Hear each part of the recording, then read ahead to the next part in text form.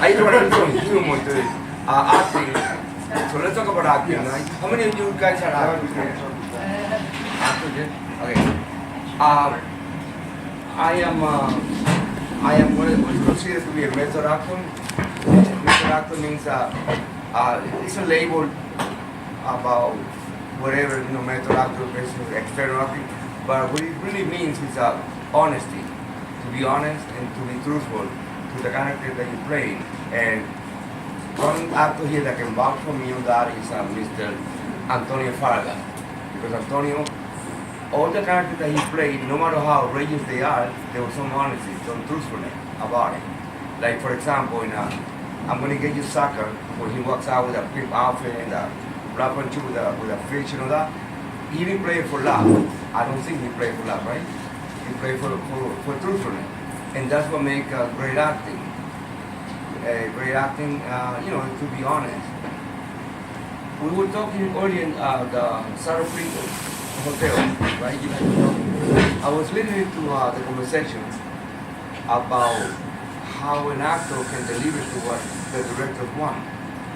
And I agree with you, Antonio, 100%, that you come up with idea, but you don't make the director think that it's your idea. You give them credit that it's their idea. And also that, okay, let me do it your way. Let me do what you request for me, what you want, but also let me show you what I'd like to show you. And that's another thing to. How did that work with you in terms of the characters that you played? Scarface. How much of that input did you give in terms of what you delivered? Why do you think? Sometimes I go, why did you choose me?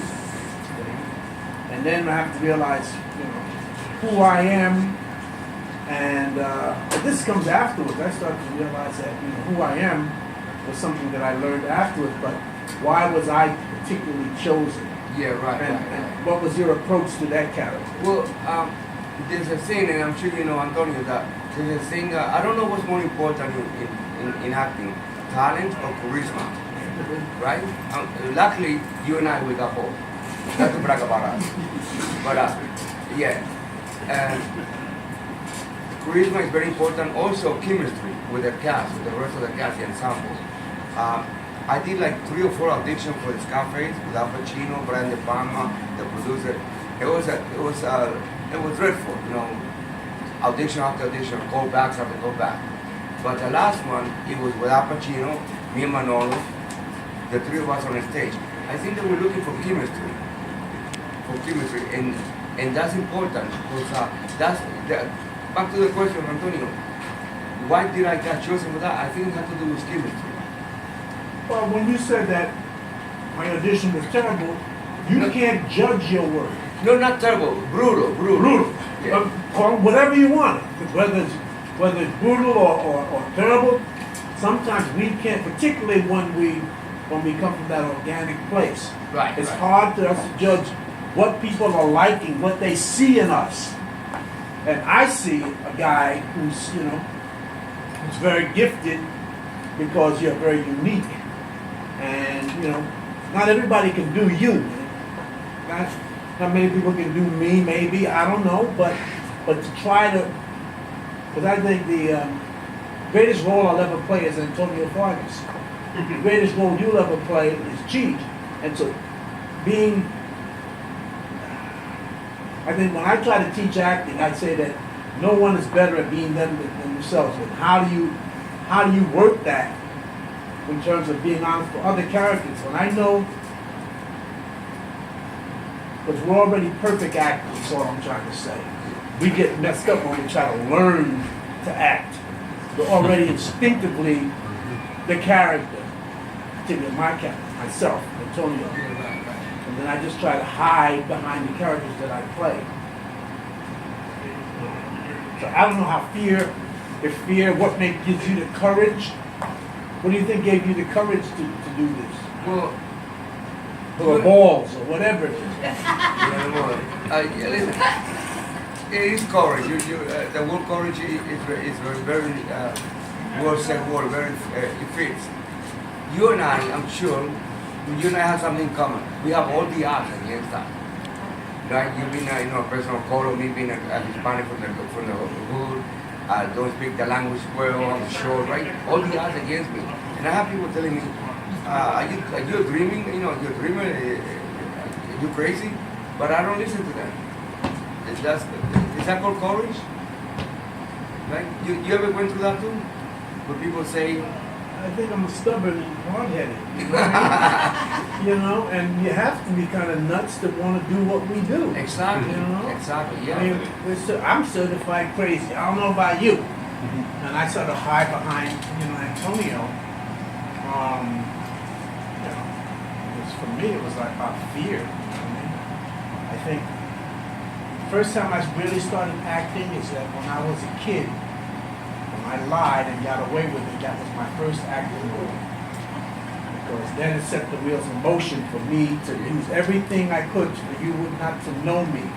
And I got into characters to protect myself. Then I started getting paid for this shit. You know what I mean? And I can see the same journey for you, man. We're getting paid to do this deal, man. It is a journey.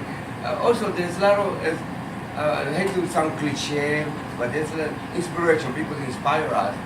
And speaking from my own experience, I was going to Liz Roswell acting school. Liz Roswell, Yeah. Like, and I saw Car Wash, and you inspired some of us that followed you. So you open the door for actors like me to play urban role. Gangster, hoodlum, and all that stuff. I mean, you inspire me because the characters that I played, I got them from the street. I paid homage to all the pimps. I paid homage to the gay characters that I played. I get inspired by walking down the street, watching the guy make pizza, or the guy cleaning the floor. People, I don't like people to wait on me. If you're a waiter or something like that, if you're not happy and content to be able to do your job, then I'm much rather someone who really wants to do that. I like it when I go to Europe and people really like service. When you see people who are really into the whole thing about the classic waiter, or the guy in the diner in New York, give me a smear on that, the whole stuff that they try to recapture in Saturday Night Live. What I love is two people communicating. Artists are uniquely qualified to talk to each other, to share, and again, you're a light. You have a light about you because you draw people. I also think that, Antonio, that the environment you and I come from, especially New York City, enrich the truthfulness, the honesty of you as an actor. Because New York City is a very straight shooting city. There's no games, right? Right. Yeah. They don't care what you think of.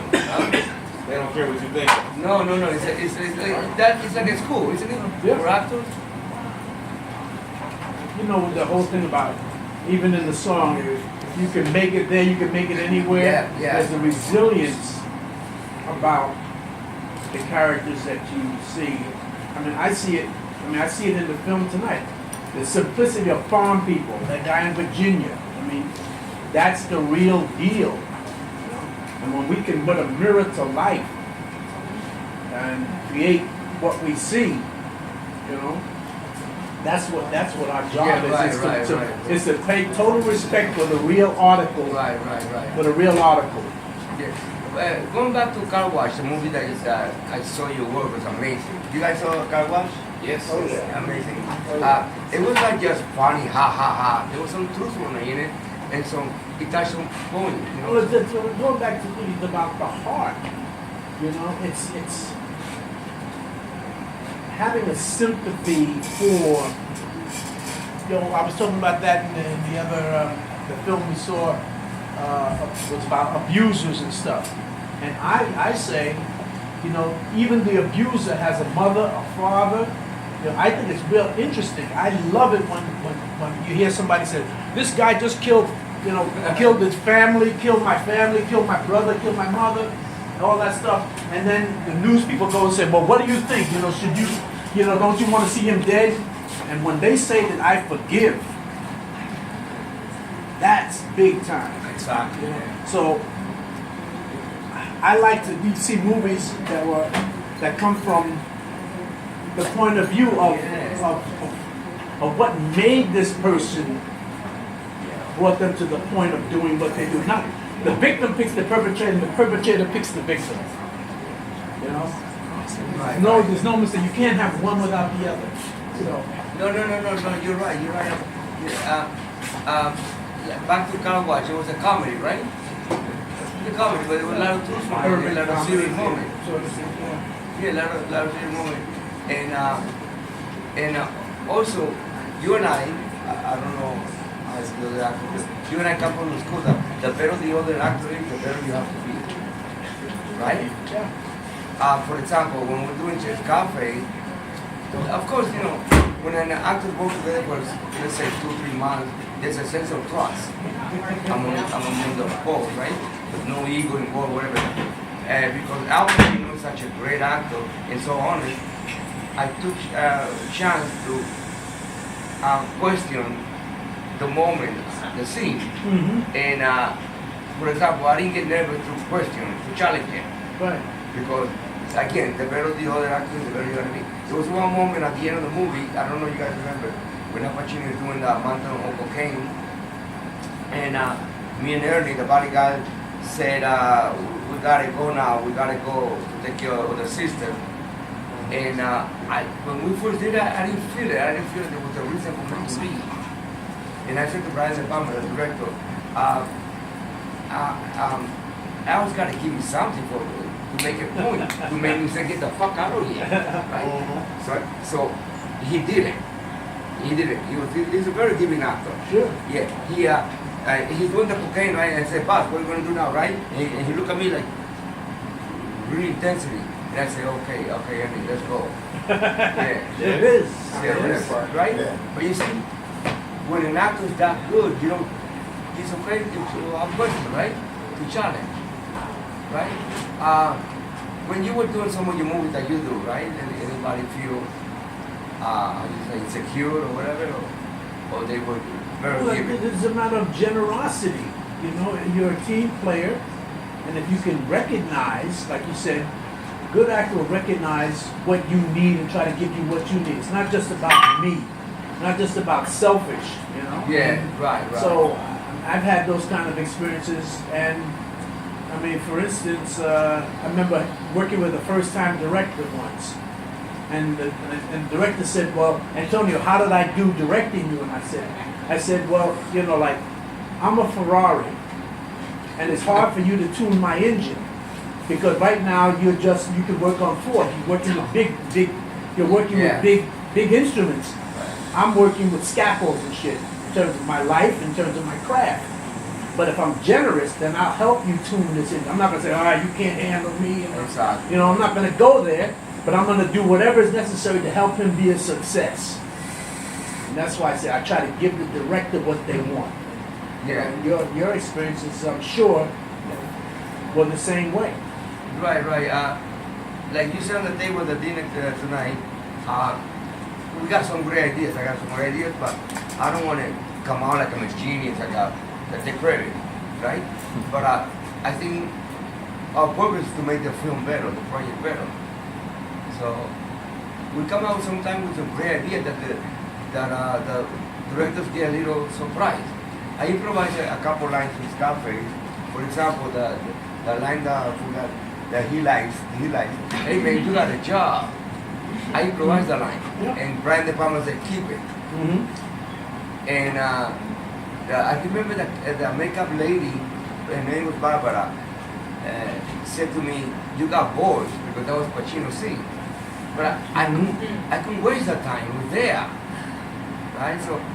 So improvising can be a wonderful tool, as long as it's a script. Right. Right?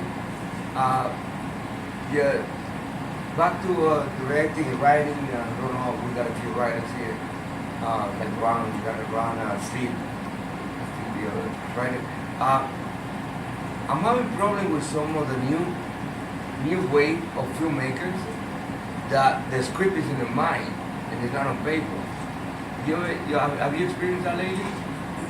Well, I mean, this movie tonight, here was a guy, stuff was in his mind, and somebody else facilitated, the producer facilitated organizing his thoughts and trying, and here's what you get, it's a collaboration, so, But at the end of the day, it can be just on the mind, it can have to be on paper, no? Well, yeah, in order to do business, yeah. Or else you'd be all over the place. Yeah. I think it's all perspective too, right? Like if you're looking from a production standpoint, you're looking to save money and shoot for the best budget. If you're looking from a director or the creator side, it's like, let's just make it happen. No. But financially, it usually makes the most sense. Yeah, Natasha directed a film that we saw yesterday, right, with Fabio. Guardian? Called The Guardian. To me, it's better than 9.5 weeks. I'm just being sarcastic. No. There was a lot of sex. You saw the movie? Yeah. There was a lot of bang, chick people. Can we run It's back to called that passion. movie? That was passion. But Can we go back to that movie real quick? Which movie? Garden. Right. Because I saw. So my question is, when he was on the bench talking to her, and he got on the phone. Yes. Who was he talking to? That's a good question. Psychiatrist. Yeah. Therapist. Yeah. Was it the therapist? Because that's like was. Yeah, the very quick, very brief moment where she puts the kind of like the stamp on it. Right. That was his file on hers. Okay. Because I was like, I'm thinking it's everything. I didn't know. I couldn't. Because there was nobody else that really could play. You tie it all together. made It totally makes sense. sense. It's one thing that's interesting is that with film you can actually tie in the big storyline sometimes very subtly, and if you do, sometimes the more subtle you do it, the more the audience can take away from it instead of it being spoon-fed, to where you go, oh, I saw that coming. I didn't see that coming, but it was a great reveal. Sometimes it's in the hypnotism, like you said. It's like the obvious shit is harder to sell.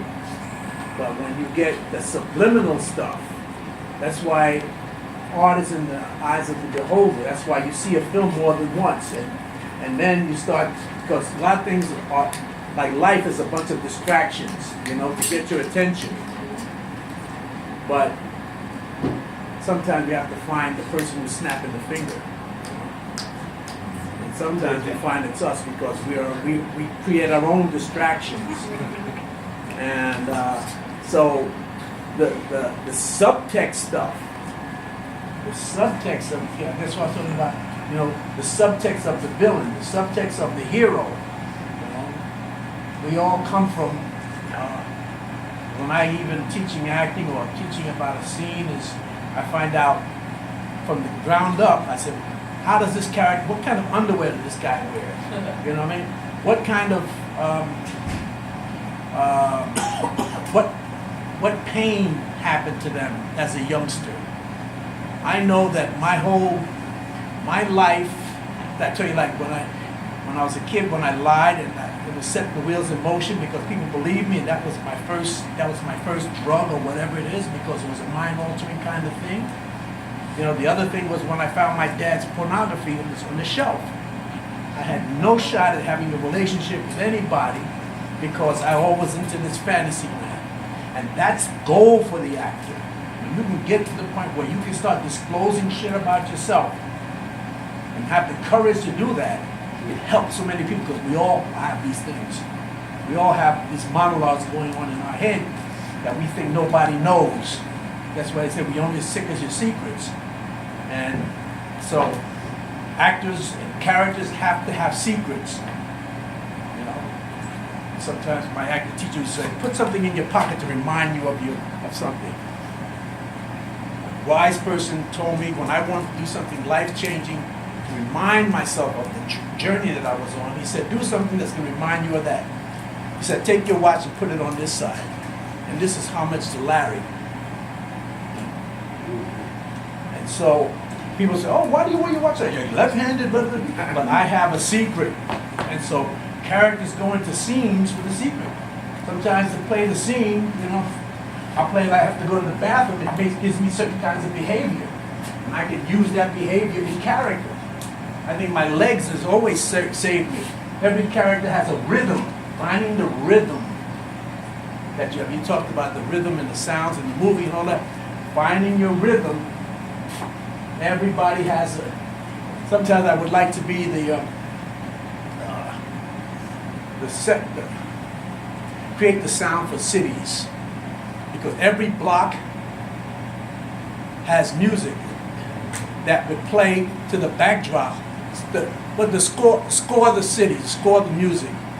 Because if I'm playing, I hear stuff in my head. I hear, and I go to Harlem, sometimes I hear this. Reggae really works when you hear reggae in Jamaica. Why? Because it's right in context, it's in the pocket.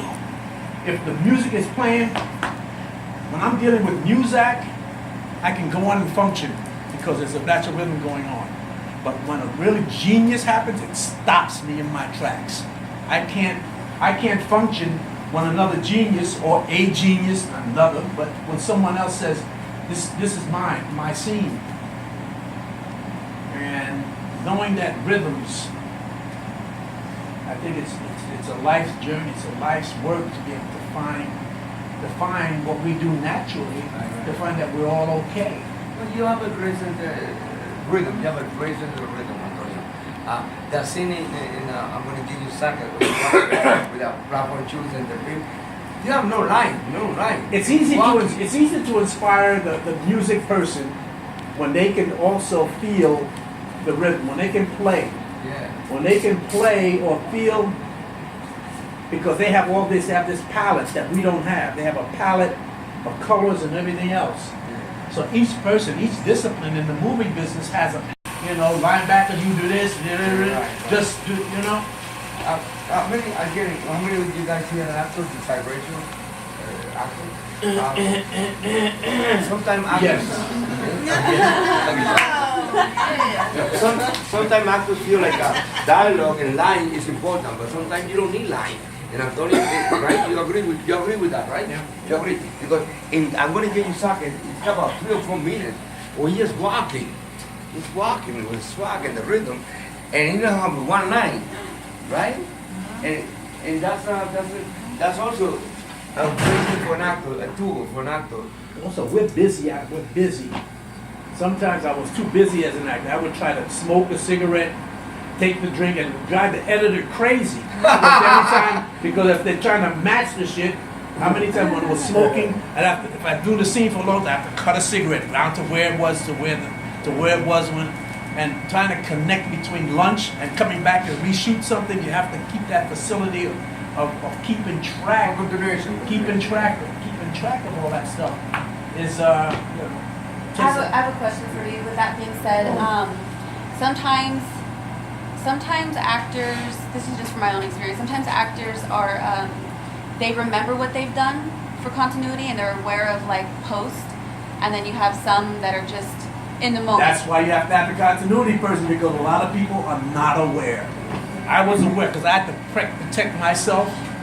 I call it protecting myself, even going on the set, you have the ADs who come in and say, all right, it's time to get you guys. I said, wait a minute, let me go talk to the guy, find out what's going on, because it only takes me 20 minutes. I don't like preparing. I like to have an ease of comfort from when I come on the set to walking, on stage or whatever the scene is. So you have to trust, and not everybody can do that. So that's why they call it a hurry up and wait business. Well, my wait time is truncated now. I don't wait very well. You worked with him, Pacino and Scarface, not just Pacino, but between Scarface and Carlito's Way, you got, 10 years, 12 years, 15 years. Not just Pacino, but actors who you hadn't worked with in those spans of time, directors, writers, producers. How did they treat you after that 15 years? for the first time to the second To the time? Scarface, Carlitos Way, I also did the Wildlife with Chris Penn Mhm. and the Brother Champagne, Mhm. which is the same, that was the same crew that did First Time on Roof One Night. Mhm. Can I tell you how I got the part? Yeah. Okay. They showed the screening in Beverly Hills of Scarface, and I was pissed because I wasn't invited. So I said, fuck it, let me go there anyway. Because I didn't think they were find me. I was high on Jacob somewhere. They couldn't find me. So I go there in Beverly Hills. But when I got there, the movie was already done, finished. People were coming out. And I run into Christopher Penn on the parking lot. And we never met. He said, oh man, listen, you in the movie, right? I said, yeah. He said, I feel so bad when they charge you against the door, man. I feel so bad. They charge you against the door, right? And he go, listen, I'm doing a movie. They're starting shooting next week of the Wildlife. And maybe there's something for you. Find out, tell your agent to call the people in charge. So I get in my car, and you're gonna like this because you and me and I work with the same guy. Get in my car, driving through Beverly Hills, and I see on the side of the road a guy getting stopped by the cop. And I go, oh man, that looks like our Linson. And I know our Linson because we both work with the same guy. Our Linson, I work with him in a movie called With the Buffalo Road with Bill Murray before Scarface. So I go, wait, if that's our Linson, I have to stop. So I stop to find out what's going on. And he said, he see me go, Angel, you got $5 on you? he go, you got $5 on you? I go, yeah, why? He said, my wife got a ticket, a warrant for a traffic ticket she didn't pay, and they're gonna take me to jail. What I need is $5 to pay for the warrant. I go, yeah. So I get in the car with the police. We go to the police department to pay for the warrant, and on the way to the police department, our Linson said to me, I'm directing a movie next week called The Wildlife. Like talking about faith, right? I think there's a part for you, one of the high school kids named Benny, with a part of friend of yeah. So he said, okay, you got a part. You don't have to audition. And the cops told me, he said, kid, this is the best movie you ever got, something like that. That's right. Yeah. So yeah, that's how I got a part in with the Wildlife. But he worked with our Linson in Car Wash. Car Wash, right? Yeah, you produced that. He produced it. So what were we talking about? We're talking about. I want to know how the actors changed over those yeah. periods of time. So you had one level of success when you were working with them early. There's another level of success when you're working with them later. Was there a difference in attitudes or in work process or in how they treated you? Between the 10 years left, the Scarface, 83, then Carlitos Way 10 years later, I worked with people like, I did one with Tom Hanks called The Punchline. I didn't notice any difference of treatment, not really. But then again, I was very busy at the time working as a comedian in a nightclub. When I come from the comedy store, there was a renaissance of comedy in the 80s, mid-80s. Sam Kinison, Andrew Dice Clay, they were making it big. So I was part of the crew. Yeah. No. The only time there was a change of pace, and I don't want to piss off anybody here. Just when I start doing independent movies, also a movies that don't pay. Oh man. No. Most of the time independent flicks don't pay. Right now? I pay my people, so I can't agree with that. Yeah. See? Work for this guy, he pays people. I'll get you, Yeah. Go ahead, man. No. It just depends on what kind, if it's a SAG project or not. Like SAG projects will have to pay. Yeah. That's why, they're involved with SAG. So if it's just a straight, super low budget and non-union and they're not using any SAG actors, then it's up to whatever they all agree But on. that's So the time that everything changed with new technology and video cameras moving into small consumer cameras, which were being used create feature films. And then people found out about deferred payment contracts. Oh, yeah, Everybody yeah. wants to do a deferment. I've never done a deferment in my life. Oh, good. Yeah, it just doesn't make any sense to me. But plus, I don't want anybody owning part of the film when it's done or the project. Right, is no. finished. You're a good guy. Me and Antonio will work for you anytime. He and I already have something going. Oh, yeah? No deferred payment was Yeah, in. yeah, very nice. Roger, you work for deferred payment how many times? Sorry? Deferred payment, you work for? Never. Never? Wow. Are you still doing any stand-up? Yeah, still doing stand up, yeah. Yeah, I travel a lot, you know. Yeah. Yeah. You wanna give us a sample or something? Okay. Ladies, I have a big pee-pee. I don't have it with me. My big pee-pee, Antonio has it. I'm not a stand-up I can't follow you, man. No, but Antonio, you done a lot of comedy. No, I do, what I do is what I call life sometimes, the pathos of life, because it's like, even in I'm Gonna Get You Sucker, Yeah. it's what makes, they say black people are always singing, dancing, and music and all that because of the pain. Yeah. It's covering the pain. Some of the most funny scenes are on the other side of tragedy. Right, exactly. You know? Tragedies. So what I do is comedic drama well. You know, I do drama and you see the survival instincts of the character and it almost comes out funny, it hit cool and all that stuff. Cool is only a cover for pain. I agree. Like I said before, guys like you and me, we don't play for laughs. We play honestly and truthful. And Yeah. that's what let the audience find the laugh or what we do. Yeah. Yeah.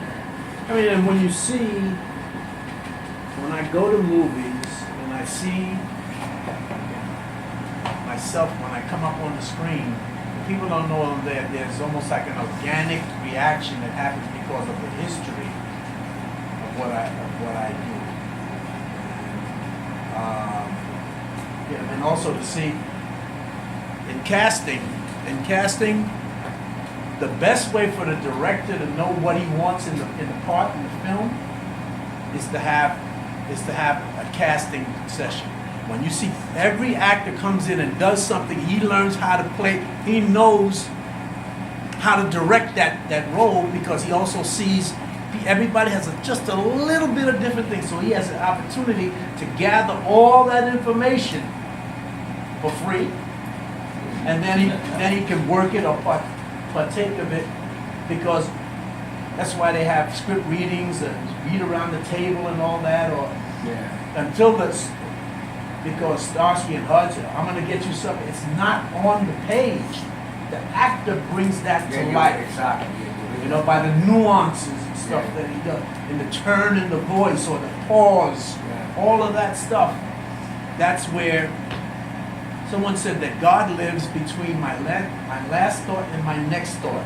It's called a gap of discernment. Yeah. There's something that happens, and when we can find the pauses in life before we start talking again, that holds. Sometimes in theater you see the people will drop, they'll let the ball drop. You can't, like it's holding in someone's attention. Yeah.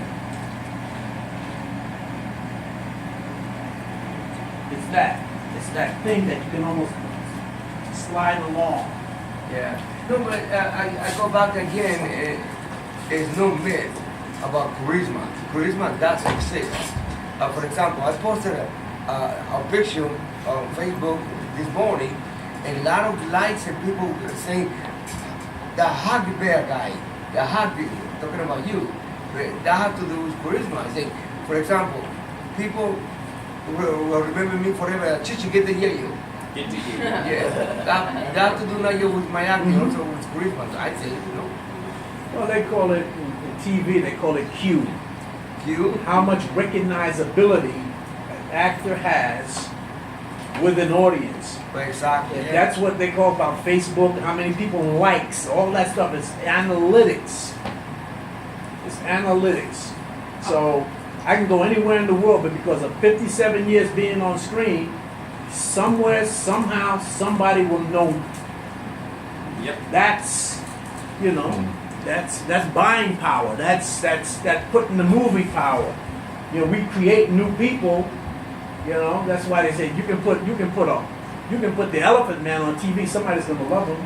You know, somebody's gonna want to marry Manson. I don't care what it is. You know? There's all kinds of shit. You know, and that's just the facts. Because you know. 1 second, I just want to let everybody know the next movie is playing right now. People are going to see it. If not, let's keep it going. What's the name of the movie? That's The Million. Exit stage left. All right, does anybody have any questions though, if in case we have one last question? And No, I have no question. I just want to say that Natasha, aside from all the other humor and everything, the sex scenes in the movie, The Guardian, were very well done, very beautiful. I'm gonna go with Is that. that the PP talking? no, they're passionate, What is it? artistic, so I What is it? appreciate Is that. that the PP talking? No, listen, I want to thank you for doing what we talked about. Sharing this. You guys are awesome. Let's give them a round of applause. All for right.